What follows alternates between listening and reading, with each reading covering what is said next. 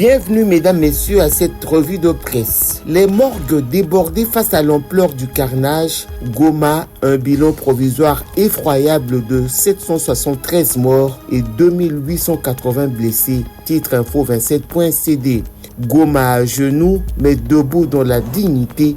Sous des bombardements et assauts meurtriers des forces armées rwandaises, la capitale du Nord Kivu endure l'une des pires tragédies de son histoire. En 4 jours de carnage, 773 vies ont été fauchées et près de 3000 blessés luttent pour leur survie dans des hôpitaux débordés. De plus, ce bilan n'est que provisoire, selon le ministre de la Santé publique, Roger Samuel Kamba, qui est intervenu lors d'un briefing spécial en direct sur la RTNC aux côtés de Patrick Mouyaya, ministre de la Communication et des Médias et porte-parole du gouvernement.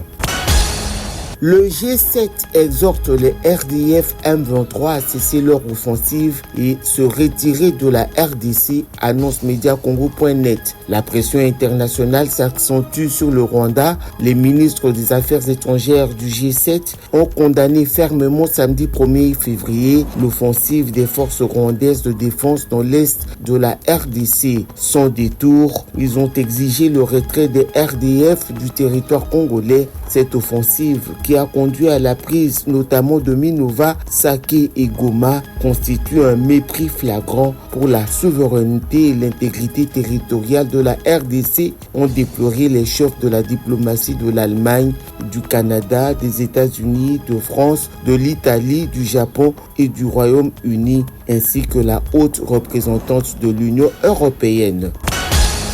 Visite Rwanda. La RDC appelle Arsenal, PSG et Bayern Munich à mettre fin au partenariat entaché de sang, rapporte le quotidien. La République démocratique du Congo a adressé une lettre à Arsenal FC, au Paris Saint-Germain et au FC Bayern de Munich, leur demandant de mettre fin à leur partenariat entaché de sang avec Visite Rwanda après l'occupation de vastes régions de l'Est de la RDC par les troupes rwandaises. La ministre des Affaires étrangères, Thérèse Kayikwamba-Wagner, a écrit au club afin d'interroger la moralité de ces accords de sponsoring.